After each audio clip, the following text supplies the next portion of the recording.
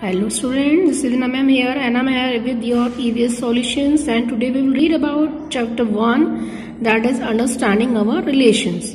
यानी रिश्तों की समझ, उनको समझना क्या होता है relations. As we have relations at our home, at our surrounding, हम सबके साथ relation. तो let us start. Sanjana and Salma studied together in school. One day Sanjana was very sad. Salma asked her, "Why are you so sad today?" Sanjana और सलमा दोनों साथ साथ school में पढ़ती थी. एक दिन संजना बहुत उदास थी. सलमा ने पूछा, तुम आज इतनी उदास क्यों हो? Sanjana said, "My mother is not feeling well." मेरी मदर ठीक नहीं है. Salma said, "Don't worry. In the interval we will talk in detail about this matter." तो सलमा ने कहा, ठीक है, चिंता मत करो, इंटरवल में हम दोनों इसके बारे में विस्तार से बात करेंगे. Your mother will get well soon. तुम्हारी मदर जल्द ठीक हो जाएंगी. Now in the interval. अब इंटरवल में क्या होता है? सलमा ने बोला, Yes Sanjana. Now tell me what happened to your mother. कि हाँ संजना, अब मुझे बताओ कि तुम्हारी मम्मी को क्या हुआ है. तो संजना ने बोला कि My mother is suffering from fever since yesterday. मेरी मदर को कल से ही बुखार है. सलमा ने बोला, Have you taken her to a doctor? क्या तुम उन्हें डॉक्टर के यहाँ लेकर गए? तो संजना ने बोला, Yes, the doctor has given her medicines. My grandmother and aunt are taking care of her. कि हाँ, डॉक्टर ने उन्हें दवाइयाँ तो दी हैं और मेरी दादी और मेरी आंटी. अब आंटी यहाँ पे हम ताई को भी बोल सकते हैं, चाची को भी बोल सकते हैं. इंग्लिश में दोनों के लिए ही आंट वर्ड यूज होता है.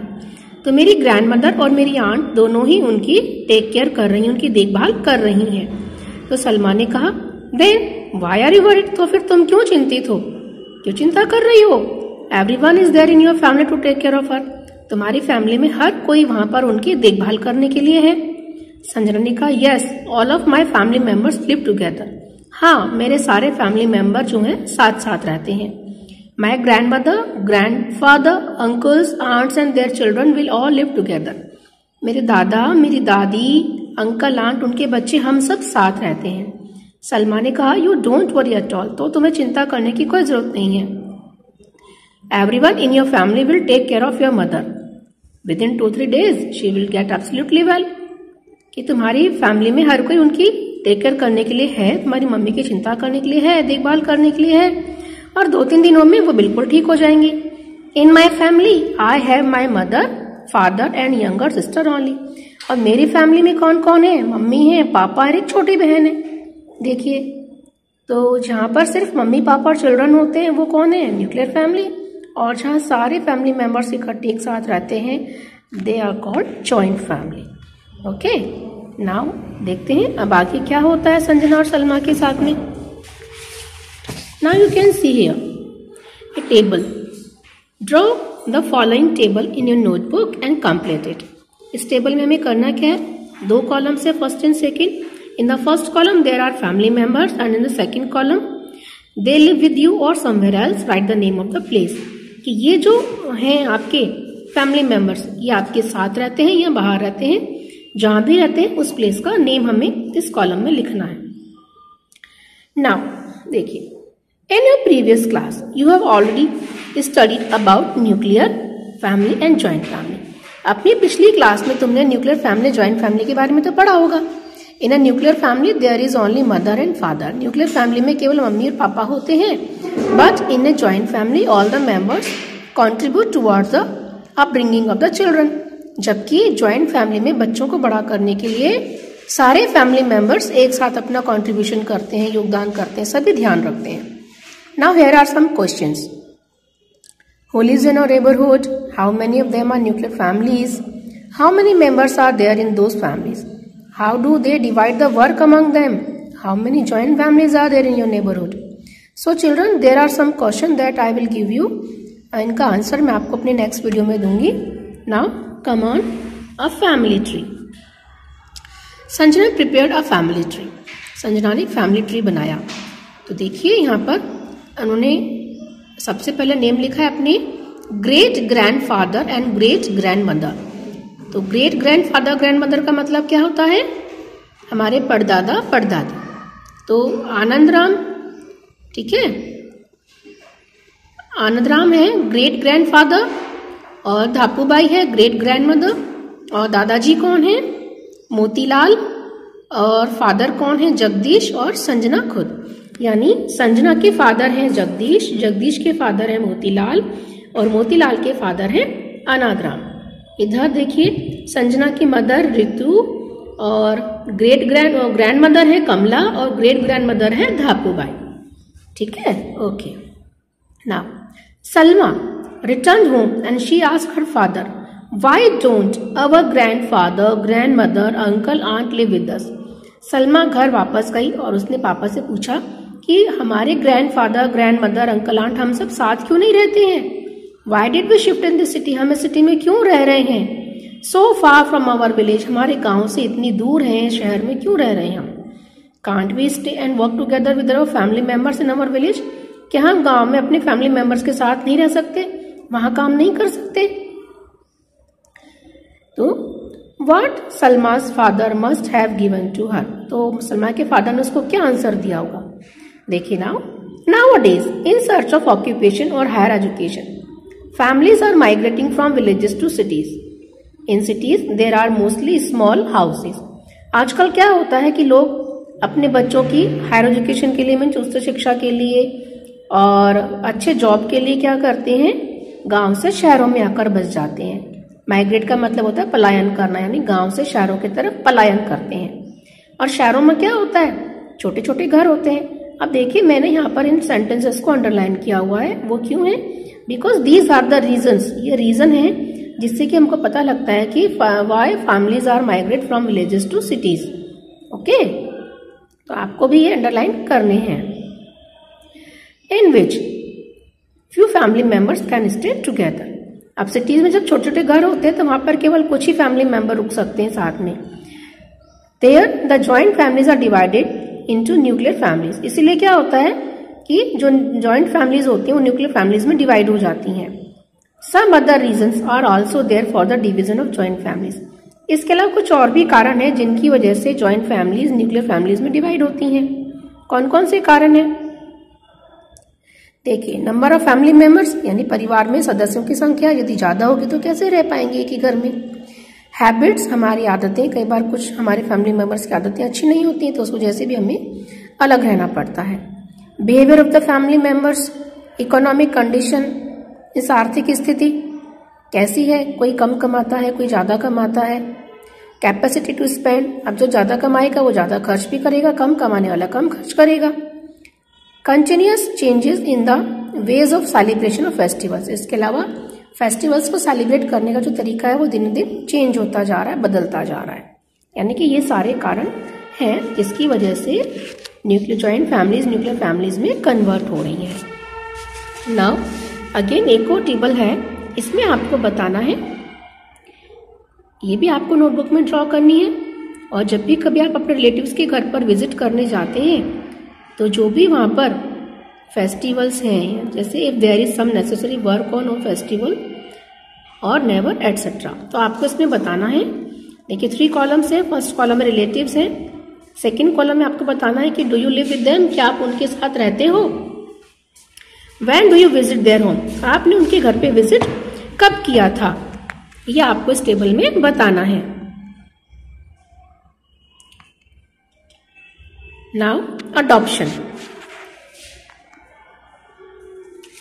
Once in rainy season Salma and Sanjana went for a picnic in a garden far from their school. एक दिन बारिश के मौसम में सलमा और संजना स्कूल के साथ और स्कूल से दूर गार्डन में पिकनिक पर गई। They enjoyed the picnic by playing and eating with their friends. वहां पर उन्होंने अपने फ्रेंड्स के साथ खेला कूदा, खाया पिया। While they were having their food in the garden, one of their classmate Mohan asked Yogi who has come with you on to the picnic. तो जब वो लोग अपना फूड ले रहे थे गार्डन में तो उनके क्लासमेट था मोहन, जिसने पूछा कि तुम्हारे साथ पिकनिक पर कौन आया है। उसने योगी से पूछा। She is my younger sister, Yogi said. योगी ने कहा कि वो मेरी छोटी सिस्टर है। मोहन ने बोला I have never seen her with you before, मैंने उसको तुम्हारे साथ पहले कभी नहीं देखा। From where has she come, ये कहाँ से आई है। ऑल ऑफ अ सडन, अचानक से, कि मैंने तो इसे तुम्हें कभी पहले नहीं देखा और अचानक से तुम्हारे साथ कहाँ से आई है? Yogi said, she is a new member in our family, my father and mother adopted her. ये हमारी फैमिली का नया सदस्य है, नया मेंबर है। मेरे मम्मी और पापा ने इसको अडॉप्ट किया है, यानी गोद लिया है।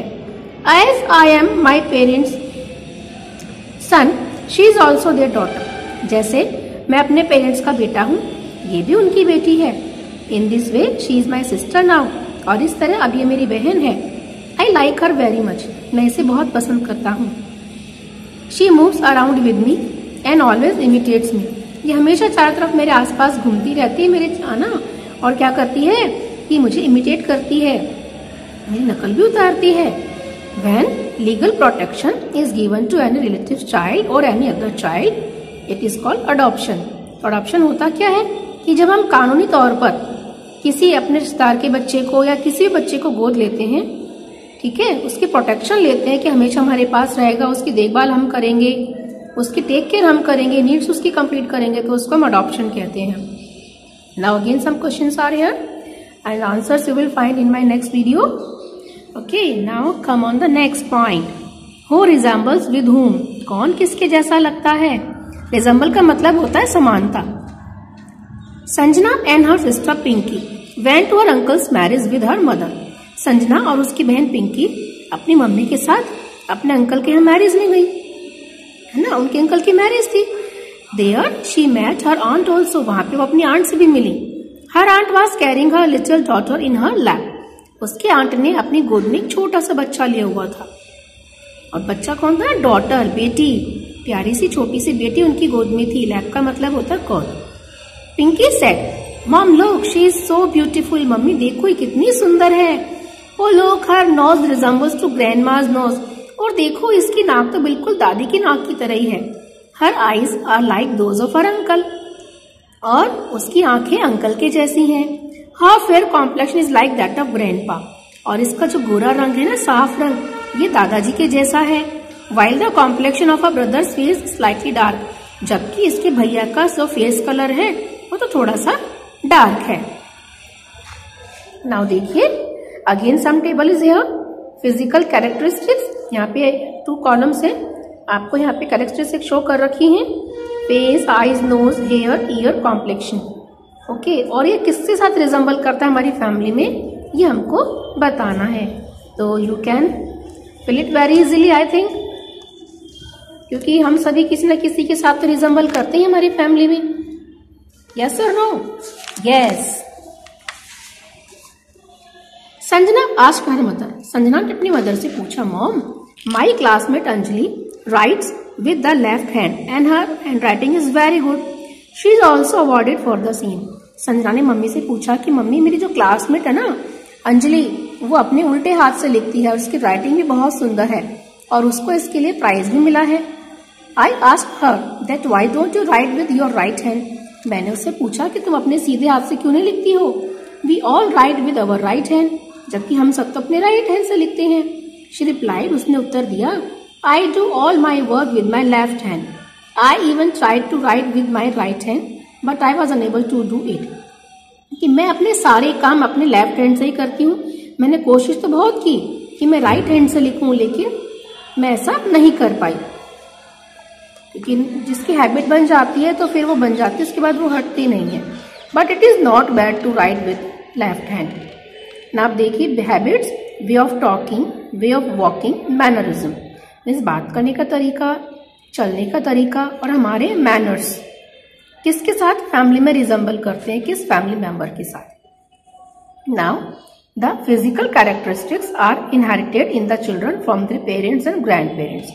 बच्चों में जो फिजिकल कैरेक्टरिस्टिक्स होती हैं, शारीरिक विशेषताएं, वो उनके पेरेंट्स और ग्रैंड पेरेंट्स से आती हैं, ठीक है। These characters are known as hereditary characters, और इन कैरेक्टर्स को, इन विशेषताओं को हम हेरिडिटरी कैरेक्टर्स कहते हैं, आनुवंशिकी विशेषताएं। And this phenomenon called inheritance, like the transfer of characteristics from generation to generation.